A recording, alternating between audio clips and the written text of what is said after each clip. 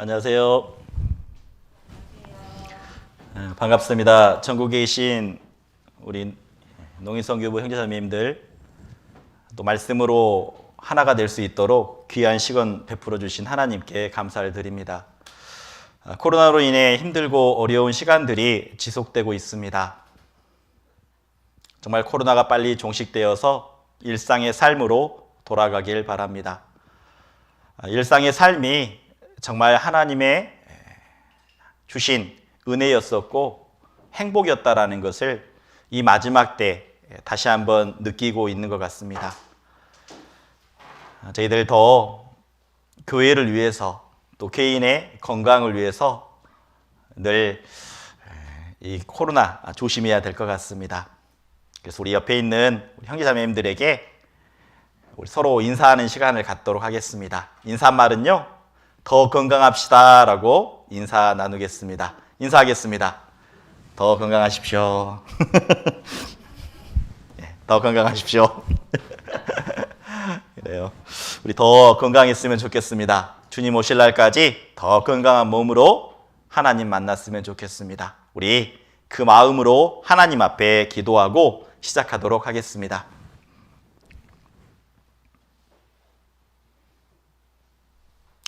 하나님 아버지, 감사합니다. 세상 마지막 때 예수님의 보혈로 죄 용서해 주시고 저희들 사랑해 주셔서 주님의 몸된 교회 가운데 두시고 하나님의 마음을, 말씀을 통해서 하나씩 하나씩 마음에 새겨주신 것 너무나 감사합니다. 구원받은 이후에 오직 주님을 위해서 살겠노라고 결단하며 살아가고 있습니다. 하나님께 기쁨이 되고 하나님께 영광이 되고자 정말 하나님을 위해서 살아가려고 부단히 노력하고 있습니다. 오늘도 하나님의 자녀, 정말 구원받은 우리 형제자매님들 말씀 앞에 나왔습니다. 수요일 날 정말 직장의 일을 마치고 피곤한 몸이지만 말씀 앞에 나왔습니다. 하나님, 저희들 마음 가운데 이 마지막 때 필요한 말씀을 마음판에 채워주시고 혹여나 신앙생활 할 때 하나님 앞에 합당하지 않는 것 있다면 버릴 수 있도록, 그리고 하나님의 것으로 채워주시길, 하나님의 은혜, 하나님의 사랑을 더욱더 채워주시길 하나님께 기도합니다.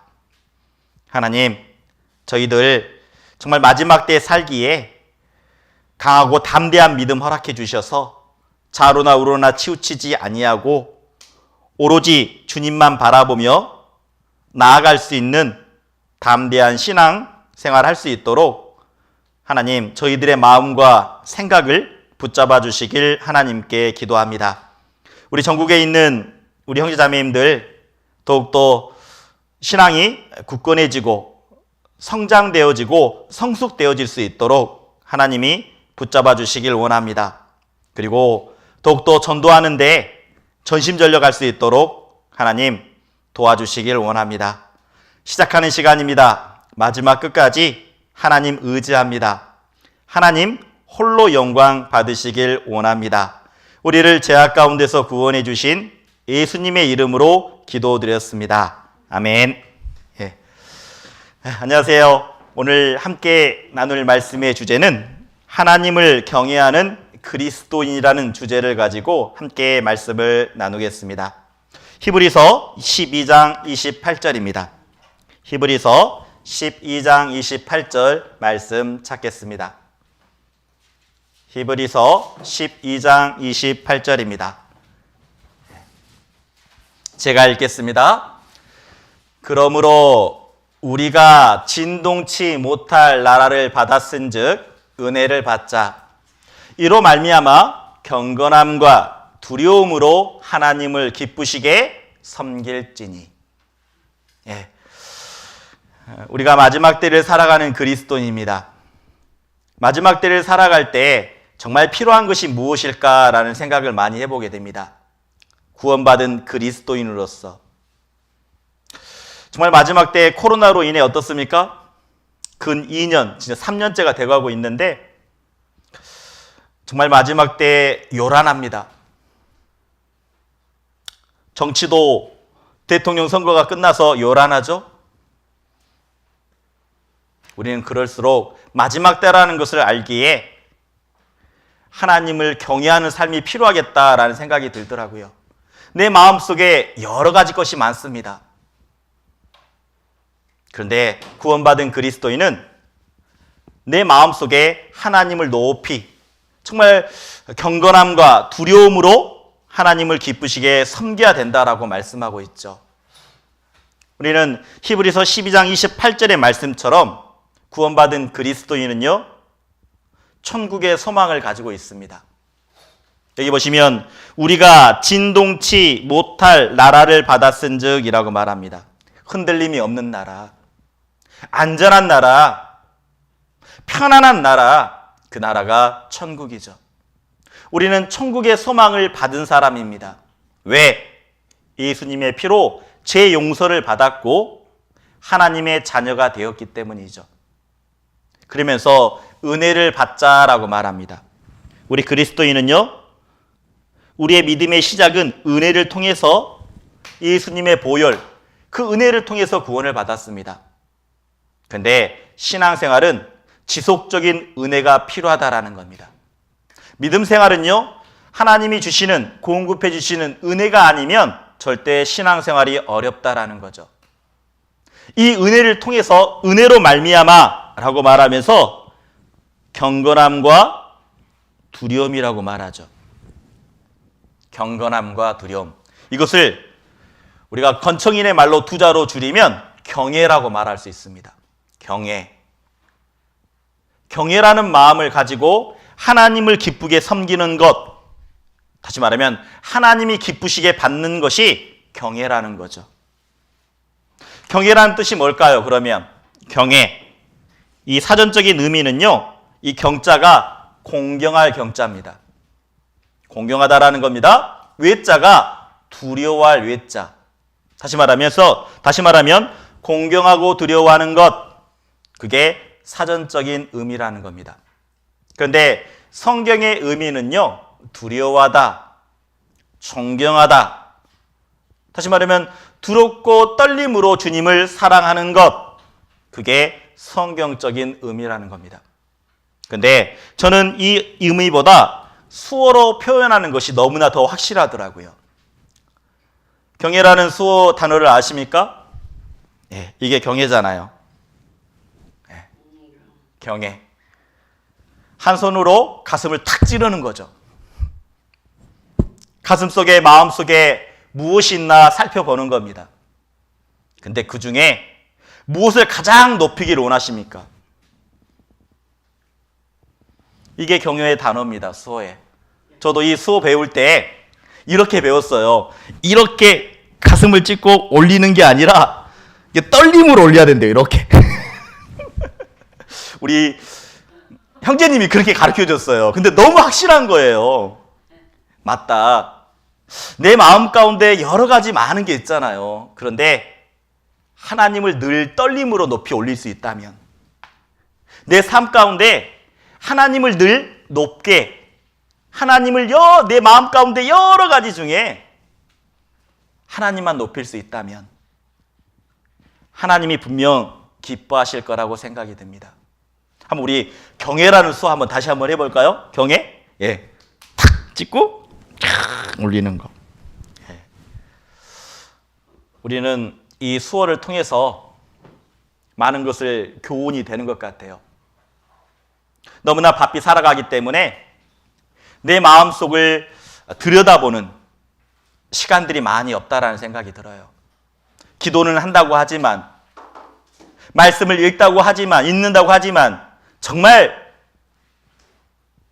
하나님 앞에 조용히 나아가 내 마음속에 여러 가지 것이 있는데 그 중에 무엇을 가장 높이려고 하고 있는지 우리는 이 마지막 때에 돌이켜봐야 된다는 겁니다.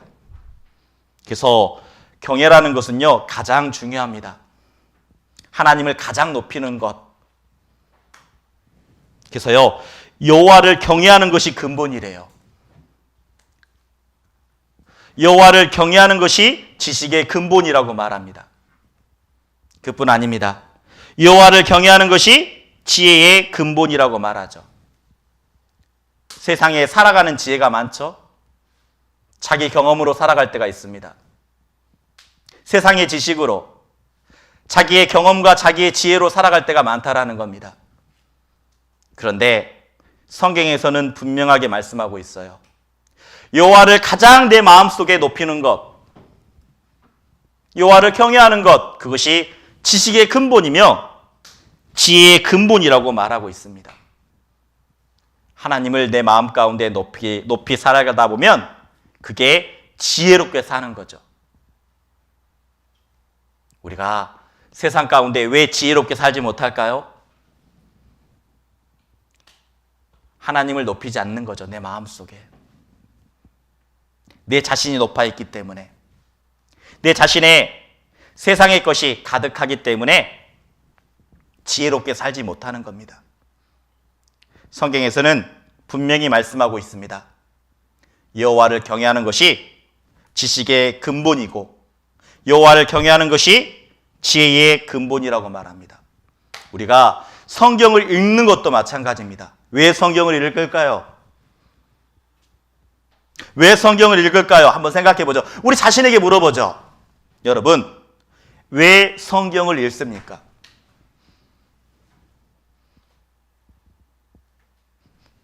우리 형제자매님들 갑자기 왜 성경을 읽지? 갑자기 고민하신 분들 많을 겁니다. 이런 질문 받으면 정말 답이 안 나오거든요. 그런데 성경에서는 분명히 말씀하고 있어요. 신명기 17장 19절에 이렇게 말합니다. 평생에 자기 옆에 두고 읽어서 그 하나님 여호와 경외하기를 배우며 라고 말합니다. 그리고 이 율법의 모든 말과 이 규례를 지켜 행할 것이라고 말씀하고 있죠. 성경을 읽고 배우는 것, 그것은 하나님을 경외하기 위해서, 하나님이 어떤 분인지 성경을 통해서 읽는다면, 하나님을 발견한다면 내 삶 가운데서 내 마음 여러 것들 중에 하나님을 높일 수밖에 없다라는 겁니다. 그래서 성경을 읽는 거죠. 하나님을 경외하기를 배우기 위해서라는 겁니다. 그렇다면 우리가 알아야 될 것은 평생이라고 말하죠. 때로는 이 말씀 가운데는 우리가 알아야 될 것은 때로는 하나님을 경외하지 않을 수도 있다라는 거죠. 그렇잖아요. 평생에 하나님을 경외해야 되는데 경외하지 않을 수도 있다라는 겁니다. 근데 하나님은 정말 우리들의 신앙생활 가운데 경외하기를 원하셔요. 경외라는 건 이렇게 생각합니다. 하나님을 하나님답게 섬기는 것. 하나님의 이치에 정말 내 삶 가운데 오직 하나님을 늘 높이 올리는, 늘 섬겨드리는 두려움과 떨림으로요. 그게 경외라는 겁니다.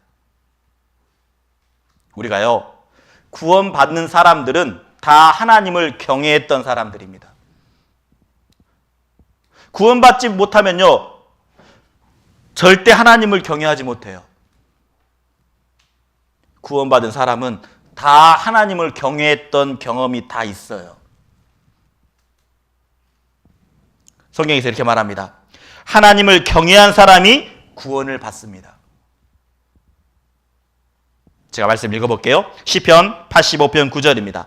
진실로 그의 구원이 그를 경외하는 자에게 가까우니 이의 영광이 우리 땅에 거하리다.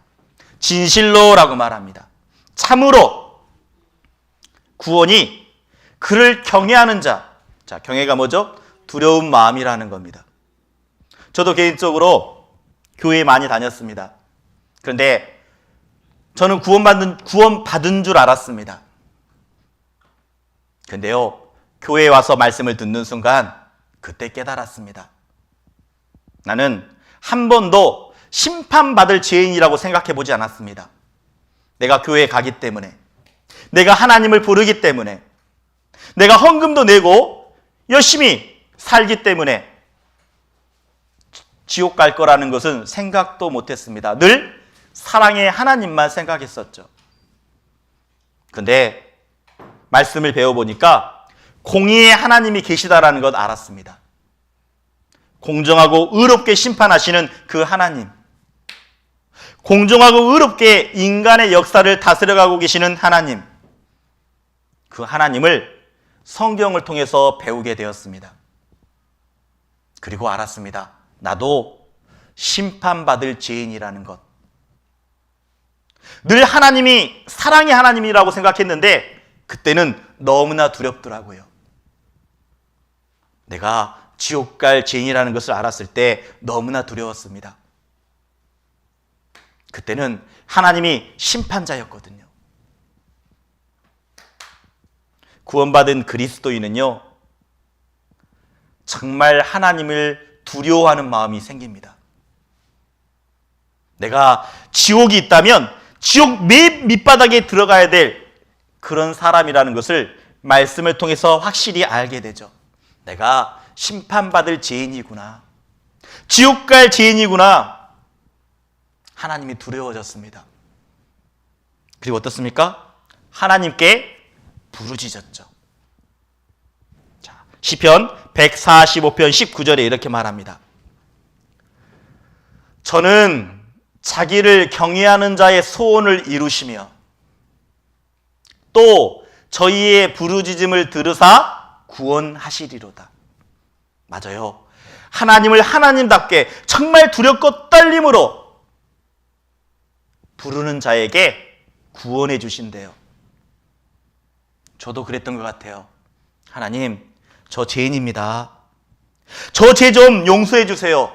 저 지옥 갈 죄인 맞습니다. 인정합니다. 하나님, 저 두려워요.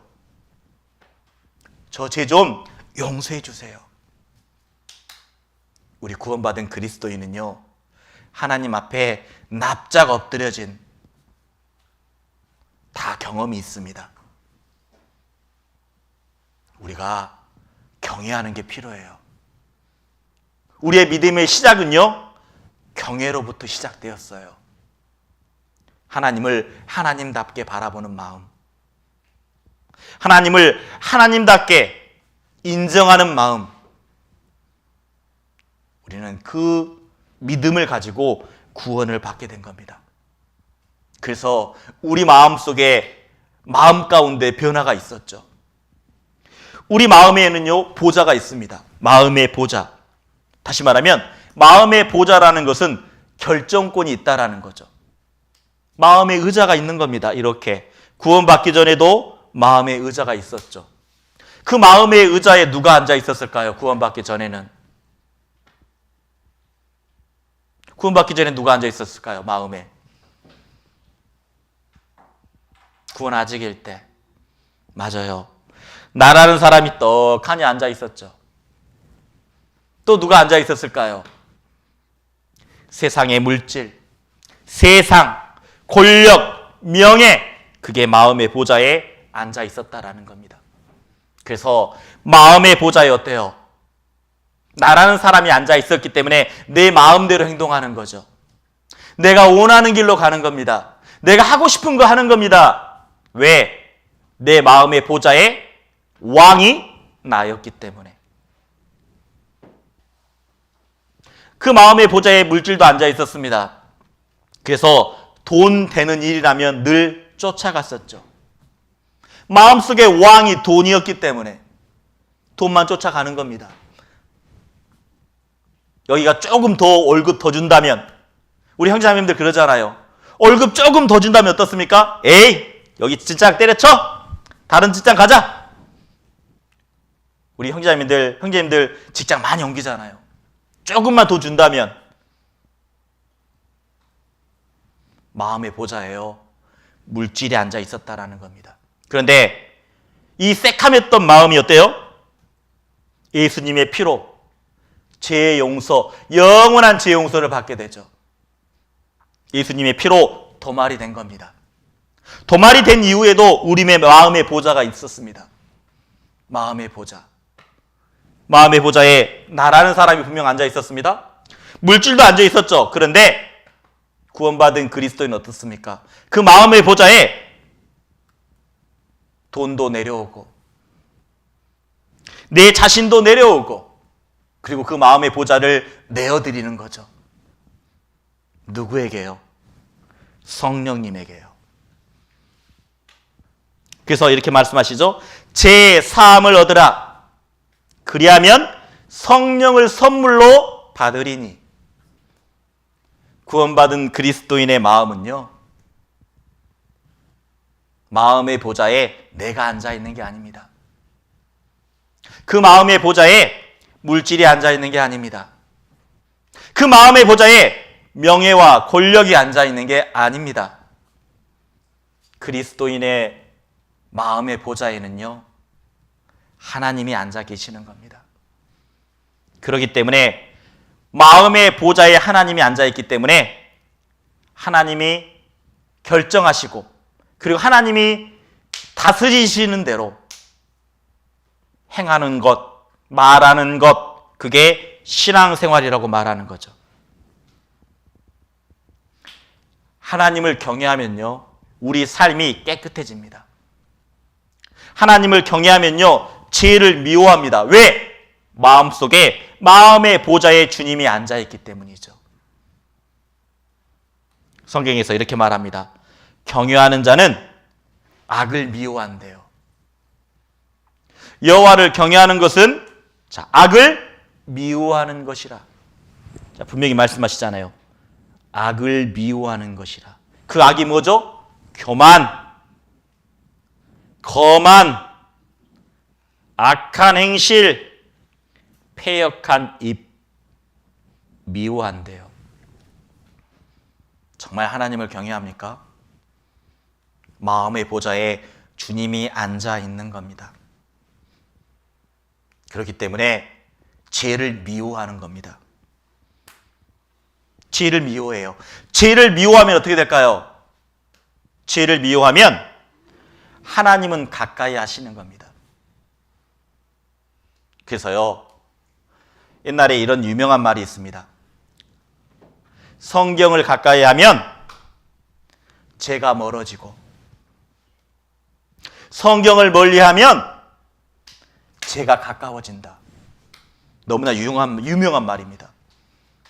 여러분의 삶은 어떻습니까? 무엇을 가까이 합니까? 정말 하나님을 경외한다면요, 악을 미워할 수밖에 없습니다. 그래서 주님과 친밀하는 거죠. 여러분, 지금 내 마음 가운데 하나님과 친밀합니까? 아니면 세상의 것과 친밀하고 있습니까?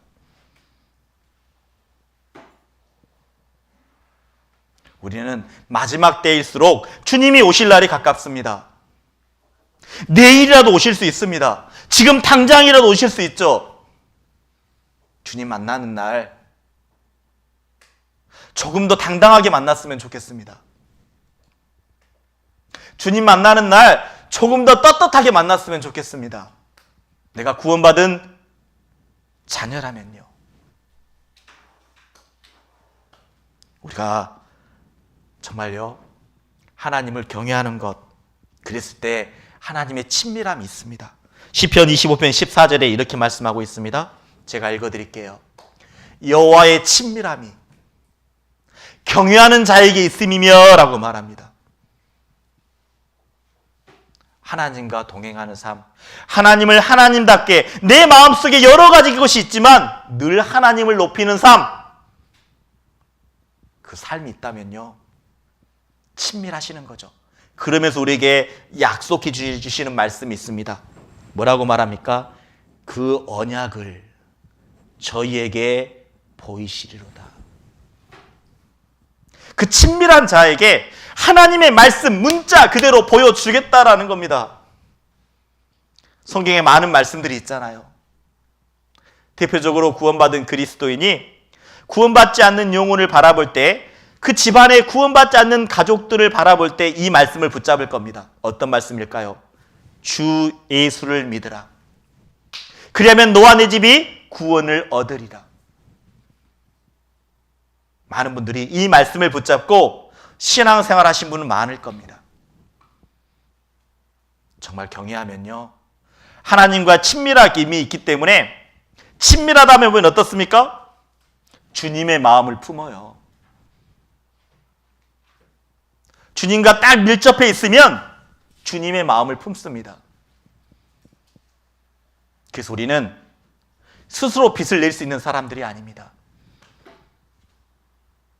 우리는 하나님의 빛을 받아서 그 빛을 어둠 가운데에 비춰야 된다는 겁니다.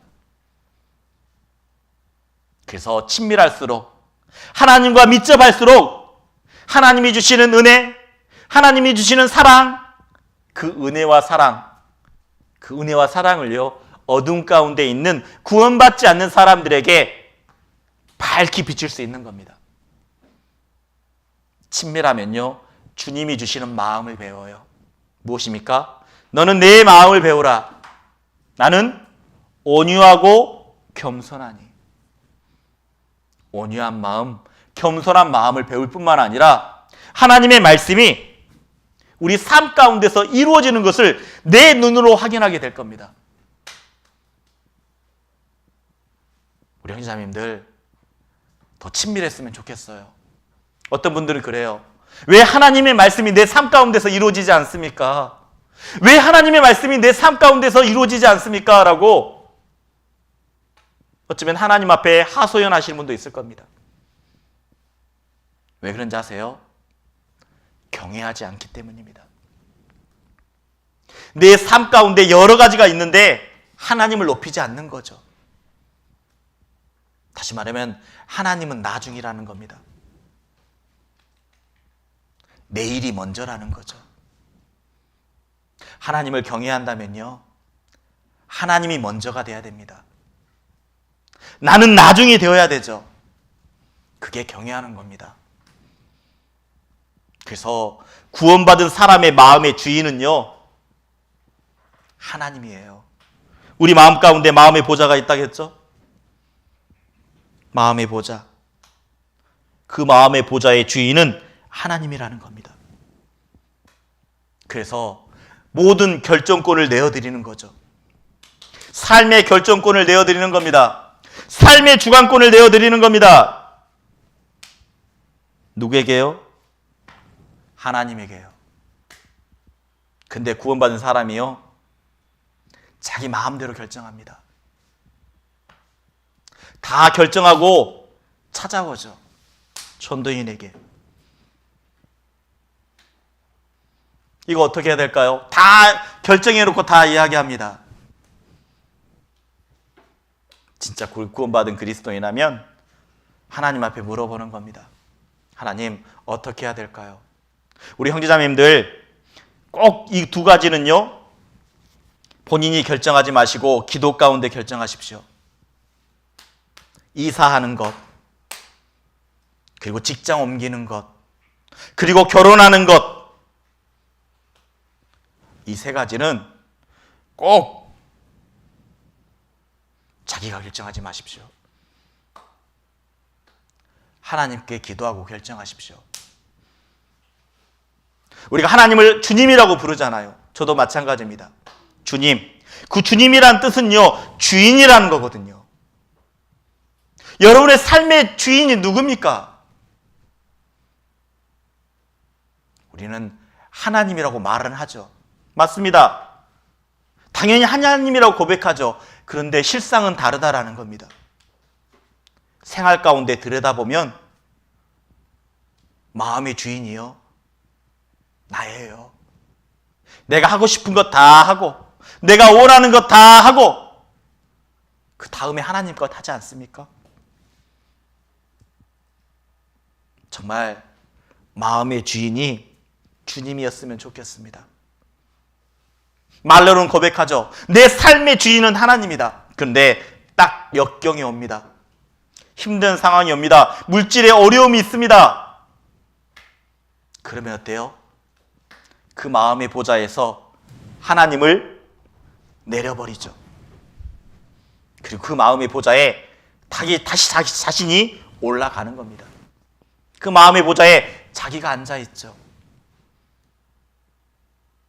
정말 우리 삶 가운데 이런 일들은 너무나 많습니다. 하나님을 주님이라고 고백하면서 내 삶의 결정권자, 내 삶의 주관자라고 말하면서 딱 힘든 일이 발생되면, 어려운 일들이 발생되면 내 마음의 보좌에 하나님은 딱 사라져버립니다.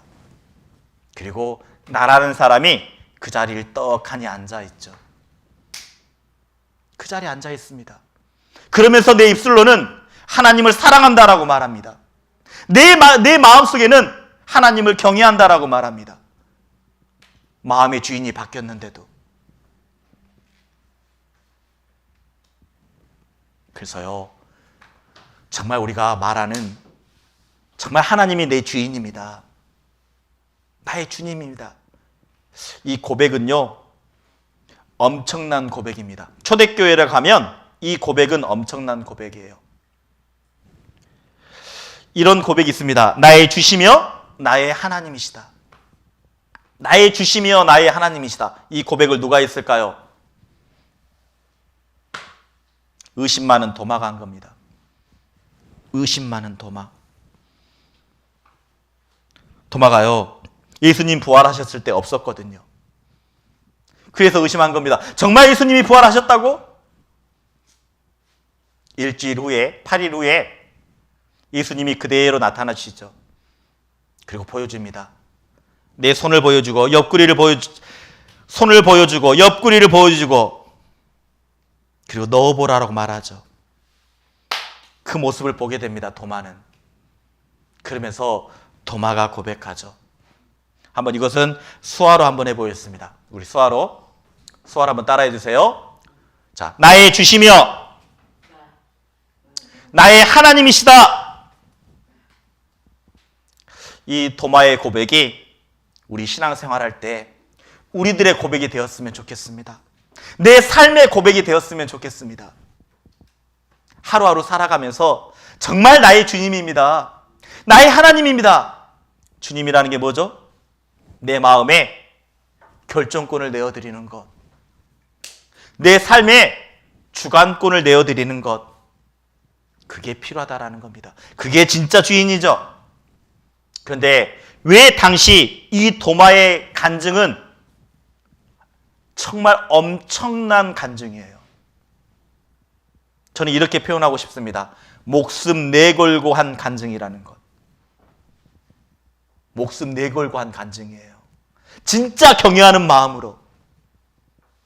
왜 그러냐면 예수님을 주님이라고 만약 부르면요, 만약 이스라엘 사람들 앞에, 유대인들 앞에 예수님을 주님이라고, 나의 주님이며 나의 하나님이라고 고백하는 순간이요, 어떻게 될까요?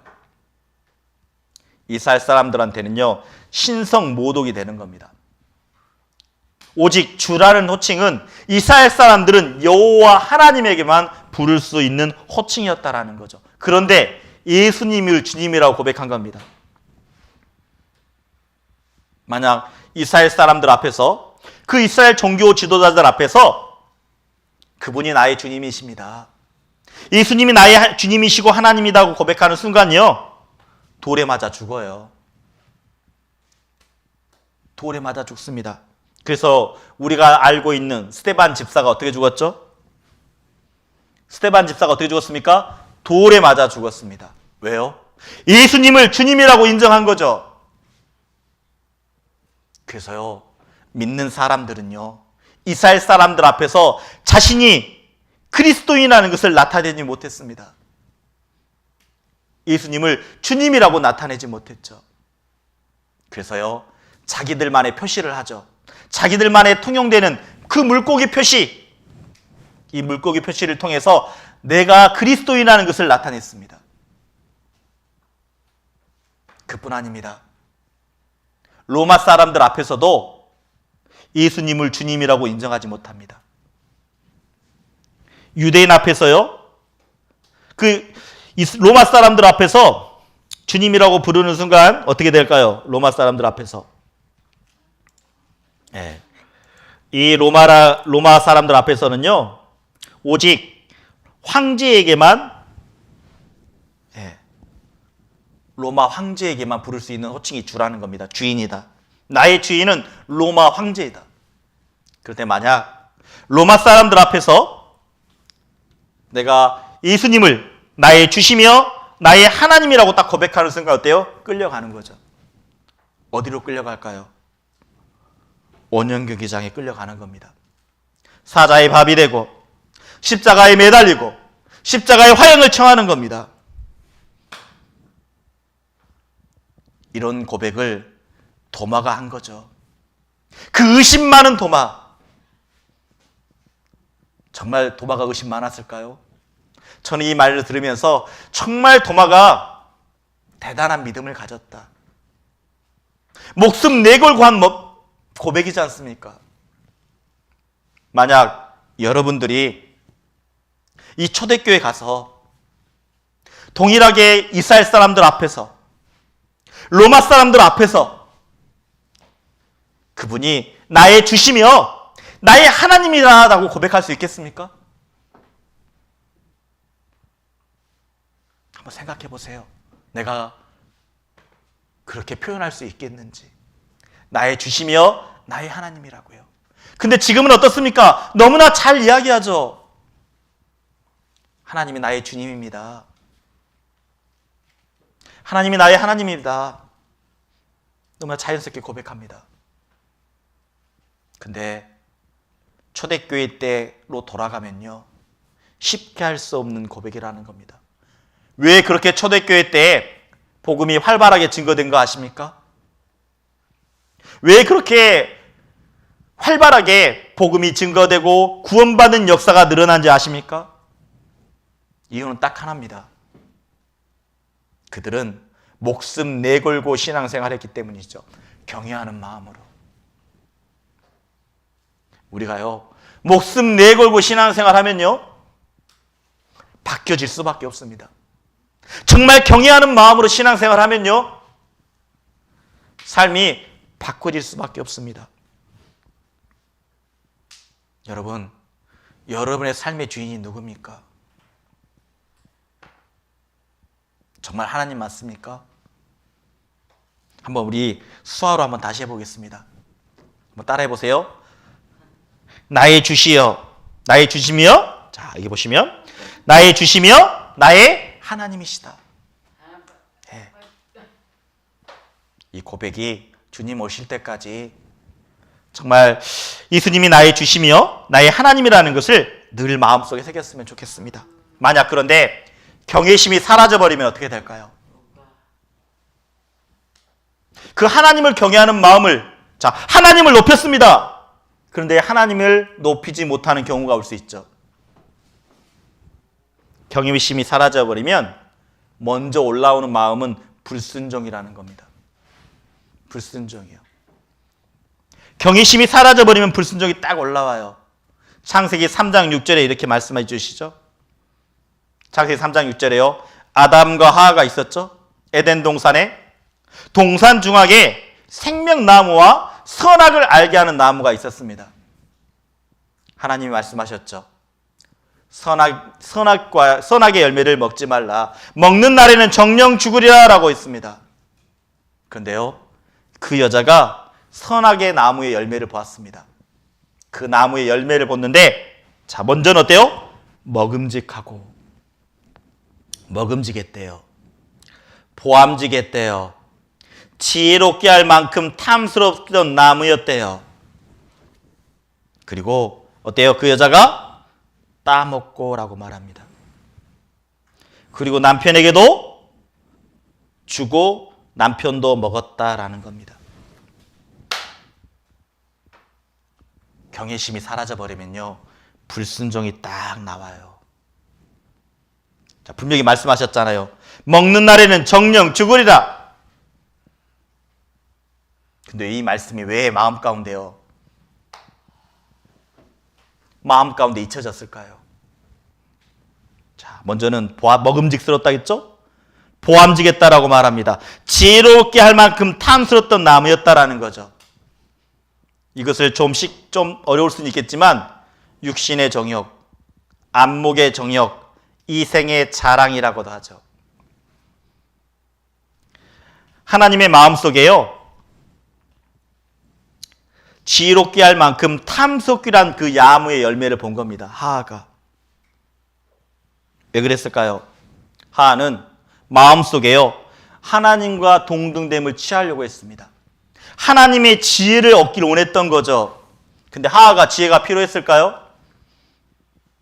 아닙니다. 하하는요, 지혜의 원천이신 누가 있죠? 하나님이 계시지 않습니까? 하나님이 계시는데 왜 지혜를 얻으려고 했습니까? 마음 가운데 뭐 바뀌어버렸죠? 그 마음 가운데 하나님을 높여야 되는데 마음속에 나도 하나님처럼 하나님의 지혜를 갖고 싶다. 그 마음이 딱 들어가는 순간 어떻습니까? 먹지 말라고 한 그 선악의 열매를 먹게 되는 거죠. 그뿐 아닙니다. 그 남편에게도 어때요? 먹었다라는 겁니다. 하하는요, 하나님을 의존하는 그 지혜를, 의존하지 않는 그 지혜를 얻기를 원했다라는 겁니다. 하나님 없이 내 지혜대로 살고 싶다. 하나님 없이 내 생각대로 살고 싶다. 근데 우리도 마찬가지잖아요. 하나님이 원하는 길과 내가 원하는 길이 따로 있잖아요. 하나님의 말씀대로, 근데 어떤 분들이 이렇게 말해요. 말씀은 말씀대로 어떻게 살아요? 이 세상 마지막 때에 하나님의 경외심이 없어져 버렸죠. 하나님의 경외심이 없어져 버리면요, 불순종의 삶을 살아가기 시작한다라는 겁니다. 불순종의 시작이에요. 순종하는 마음도 사라집니다. 여러분 마음 가운데 내가 하나님의 경외심이 사라지는 순간 불순종하기 시작합니다. 뭔가 내 삶 가운데서 하나님의 것보다 더 귀해 보이는 것들이 마음에 생기는 순간 경외심은 사라져버립니다. 그리고요, 경외심이 사라져버리면 또 어떤 마음이 올라오느냐? 원망이라는 마음, 불평이라는 마음이 올라오죠. 이 신명기는요, 그 이스라엘 민족을 어떻습니까? 출애굽시켜 주십시오. 출애굽시켜 주실 때 10가지 재앙을 보여주십니다. 그리고 홍해를 가르는 놀라운 기적과 이적을 보게 해주시죠. 그리고 그 가데스 바네아에서 그 가나안 땅에 12명의 정탐꾼을 보냅니다. 정탐꾼을 보내요. 그리고 정탐꾼들이 어때요? 그 성에 가게 되죠. 그 성에 가게 되고 그 정탐꾼이 했던 것들을 가서 보니까 너무나 땅이 좋은 겁니다. 어때요? 두 장정이 그 포도를 메고 오는데 두 사람이 메고 오잖아요. 가지에 꿰어서. 그리고 그들이 볼 때도 정말 좋은 땅이었다라고 말합니다. 근데 어떻습니까? 그들은 하나님 앞에 불평합니다. 그들은 우리보다 장대하다, 정말 키도 크다, 그리고 성읍은 크고 성곽은 하늘에 닿아 있다. 정말 그들에 비하면 우리는 메뚜기 같다라고 말하죠. 그래서 돌아와서 뭐라고 말합니까? 이렇게 말하죠. 1장 27절 잘 읽겠습니다. 장막 중에서 원망하며. 뭐예요? 경외함이 사라져버리니까. 하나님을 하나님답게 믿으면 그래, 이길 수 있어. 하나님이 분명 우리와 함께 하시기 때문에. 그런데 딱 경외하시면 그 경외하는 마음이 사라져버리면요, 원망 어린 마음이 올라오죠.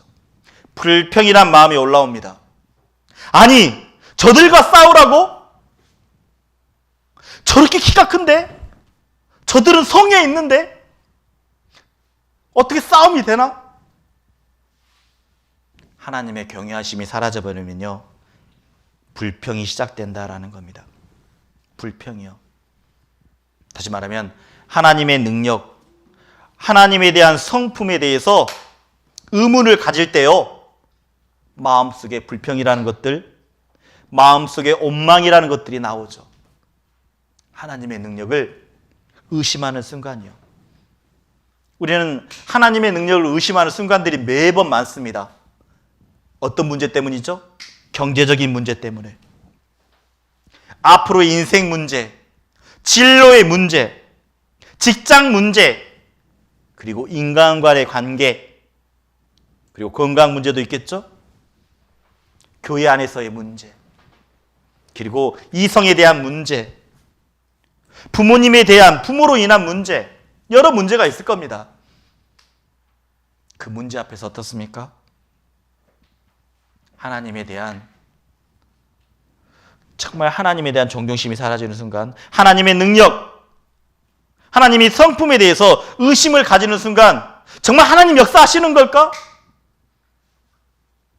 의문을 품는 순간이요, 마음속에 원망이라는 것, 마음속에 불평이라는 것이 올라옵니다. 경외심이 사라져버리면요. 여러분, 내 마음 가운데 지금 불평하고 있습니까? 내 마음 가운데 원망하고 있습니까? 하나님을 경외하고 있지 않다라는 거죠. 여러분 마음의 보좌에 주님이 앉아 있지 않다라는 겁니다. 누가 앉아 있을까요? 나라는 사람이 떡하니 앉아 있는 거죠. 그 마음의 보좌에.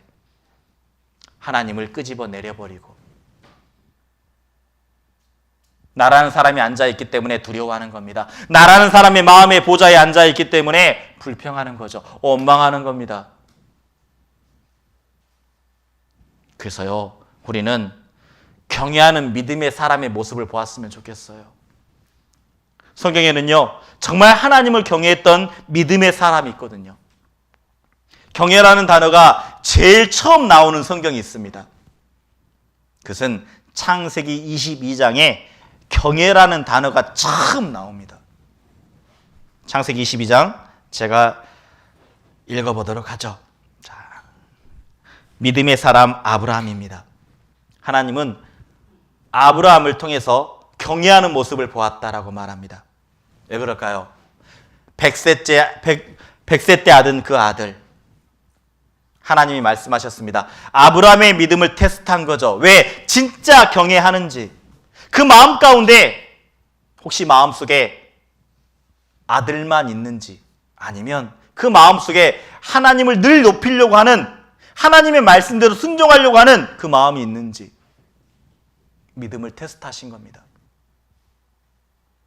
너는 정말 모리아산에 가서 그 아들을 번제로 드리라 라고 말했죠. 근데요, 진짜 아브라함은 주저하지 않고 그 다음날 아침에 일찍 일어나 모리아산으로 갑니다.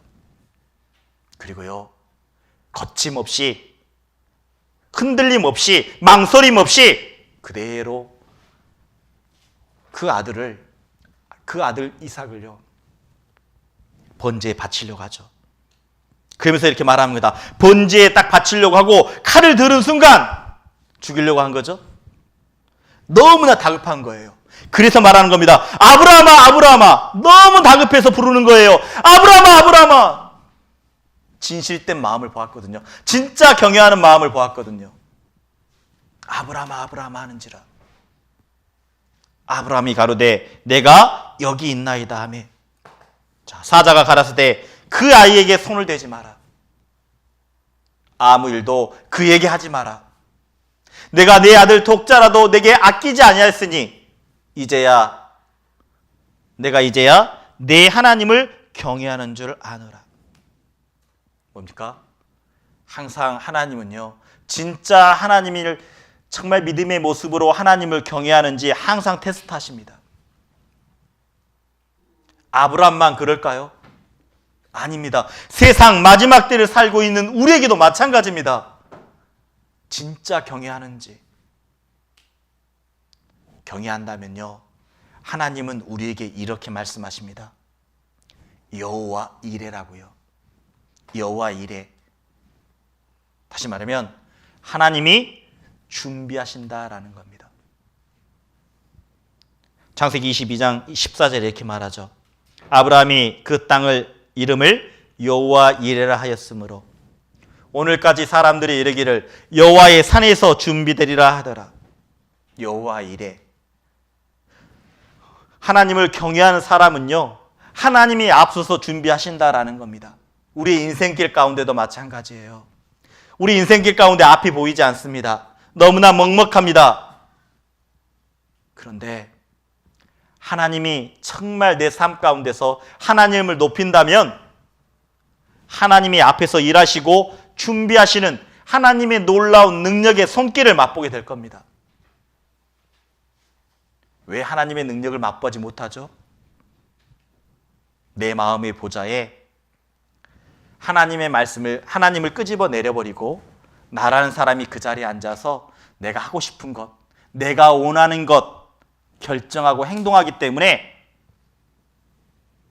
여호와의 일에 준비하시는 하나님의 손길을 맛보지 못하는 겁니다. 아브라함 어때요? 하나님을 경외하는 마음이 있었습니다. 불렀죠. 아브라함아, 아브라함아.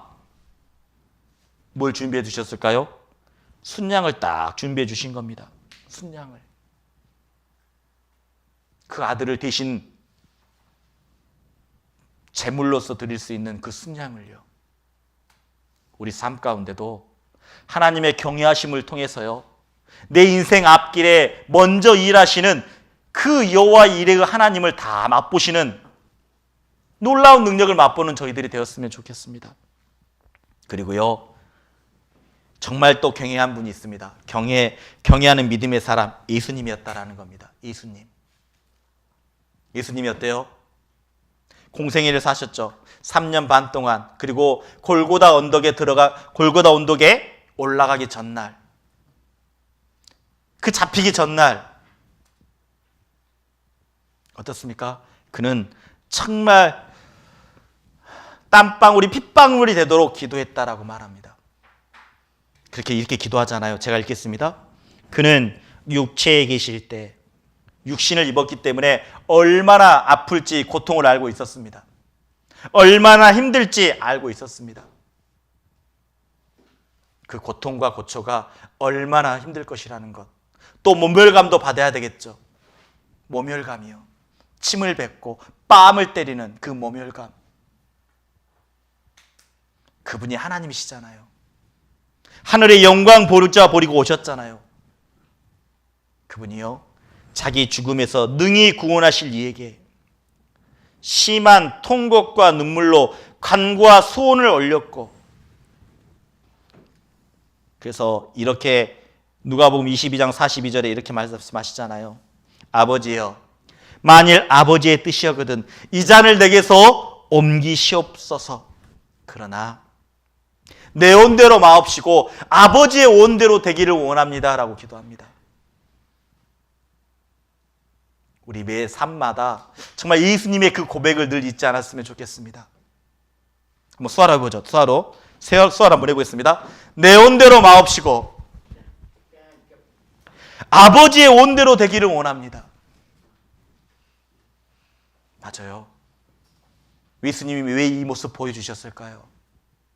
우리 삶 가운데서도 이런 일이 많다라는 겁니다. 예수님도 육신을 입었기 때문에 고통을 느꼈습니다. 아픔을 느꼈습니다. 몸을간도 느꼈습니다. 그런데요, 경외하는 마음으로, 두렵고 떨리는 마음으로 그 길을 걸어가야 되기 때문에 심한 통곡과 눈물로 간구와 소원을 올렸다라고 말합니다. 하나님은요, 예수님은 그 경외하심을 통해서 그 십자가를 메고 나아갔기 때문에 우리가 구원을 받을 수 있었습니다. 예수님이요, 기도하셨어요. 기도했을 때 어떻게 되었을까요? 기도했을 때 사자가 하늘로부터 예수께 나타나 힘을 돕더라라고 말합니다. 누가복음 22장 43절에요. 그 힘 가지고 골고다 언덕까지 올라갈 수 있었습니다. 우리 늘 주님 앞에요, 하나님을 내 마음의 보좌, 내 마음의 주인, 주님이라고 고백하는데 항상 그 마음의 보좌에서 주님을 정말 내리지 아니하고 오직 영원히 주님, 정말 내 마음의 보좌에 영원히 앉으옵소서. 그런 삶이 되었으면 좋겠습니다. 다시 말하면 이런 거죠. 우리 서로 다시 한번 해볼까요? 내 온대로 마옵시고 아버지의 온대로 되기를 원하나이다. 예. 그런 삶이 있을 때요, 마음의 보좌에서 주님을 영원히 앉혀드릴 수 있는 겁니다. 우리 마지막 때에 내 마음의 보좌에서 주님을 끄집어 내리지 마십시오. 주님 오실 날이 가깝습니다. 마음의 보좌에 영원히 주님을 앉혔으면 좋겠습니다. 그래서요, 경외하는 자의 축복이 있습니다. 하나님을 경외했을 때 어떤 일이 벌어질까요? 모든 일에서 벗어날 수 있다는 겁니다. 힘들고 어려운 일, 하나님이 지혜를 주시는 거죠. 하나님은요, 피할 길을 분명히 주십니다. 경외하는 자에게. 그리고 경외하는 자에게요, 인자하심이 크심이다라고 말합니다. 하나님의 사랑, 하나님의 위로가 더 크다라는 거죠. 내 마음의 보좌에 주님을 영원히 앉아드리십시오. 그러면 우리를 사랑해 주시고 하나님이 실만한 물가로 푸른 초장으로 마지막까지 분명히 인도해 주실 겁니다. 그리고요, 우리가 하나님을 경외하면요, 늘 우리를 불쌍히 여겨주십니다. 정말 어려운 가운데서도, 힘든 가운데서도 주님, 내 마음의 보좌에 하나님이 영원히 앉았으면 좋겠습니다. 그 마음으로 살아간다면 하나님이 길을 분명히 보여주셔요. 그리고요, 그 인생 가운데 육신에 먹을 것, 입을 것, 마실 것을 책임져 주시겠다라고 말합니다. 자, 보시죠. 여호와께서 자기를 경외하는 자에게 뭐라고요? 양식을 주시며 그 언약을 영원히 기억하시리다. 주님이 약속해 주셨습니다. 경외하는 자에게 양식을 주시는 겁니다. 입을 것도, 먹을 것도, 마실 것도 염려하지 말라라고 말합니다. 맞아요. 경외하는 삶 가운데요, 하나님은 신앙생활 가운데 필요한 것을 너희 모든 쓸 것을 채워주시겠다라고 빌립보서 4장 19절에 분명히 말씀하고 있습니다. 채워주시겠대요. 경외하는 자에게. 그리고 경외하는 자에게 소원을 이루어주시겠대요. 여러분들의 소원. 누가 구원받지 않았습니까? 내 마음 가운데 아직 먹먹한 것, 여러 가지 문제 때문에 힘들어하십니까? 마음의 보좌에 정말 하나님을 더 높여보십시오. 그러면요, 하나님이 소원을 이루어주시겠다라고 말합니다. 그러면서 우리에게 말씀하고 있어요. 자, 이거는 수화로 한번 해보겠습니다. 그리고 마치도록 하겠습니다. 자, 수화로 한번 하겠습니다. 자기를 경외하는 자와 그 인자하심을 바라는 자들을 기뻐하시는도다. 네. 경외하는 자를요, 정말 하나님을 하나님답게 높이는 자를 하나님은 기뻐하신다라고 말합니다. 오늘 하나님을 경외하는 그리스도인이라는 주제를 가지고 함께 말씀을 나눴습니다. 여러분 마음의 보좌에 누가 앉아 있습니까? 여러분의 삶의 주인이 누구입니까? 정말 내 삶 가운데 하나님을 늘 높여드렸으면 좋겠습니다. 그로 인해 하나님의 놀라운 사랑, 놀라운 은혜를 다 맛보는 우리 귀한 믿음의 형제자매님들 되셨으면 좋겠습니다. 우리 기도하고 마치겠습니다. 하나님 아버지 감사합니다. 오늘 하나님을 경외하는 그리스도인이라는 주제를 가지고 말씀을 배웠습니다. 세상 마지막 때에 우리들의 마음을 흔들게 하는 게 참 많습니다. 그런데 하나님께 고백하는 것은 하나님, 내 마음의 보좌에 하나님이 영원히 앉아있기를 원합니다. 내 삶의 주인으로 내 삶의 결정권을 내어드리고 내 삶의 주관권을 내어드려서 오직 내 삶의 주인이 되어주시는 하나님이 되어주시길 하나님께 간구합니다. 하나님, 마지막 때에 정말 주님 바라보며 흔들림 없이 신앙생활 할 수 있도록 담대함도 능력도 건강도 허락해 주시길 하나님께 구합니다. 오늘 여기 함께 기도하고 있는 우리 형제자매님들, 하나님이 그 신앙생활 미래 앞에서 역사하시는 그 여호와 이레의 하나님을 늘 체험할 수 있도록 하나님이 인도해 주시고 도와주시길 하나님께 간구합니다. 모든 것 감사하며 우리를 죄악 가운데서 구원해 주신 예수님의 이름으로 기도드렸습니다. 아멘. 수고하셨습니다.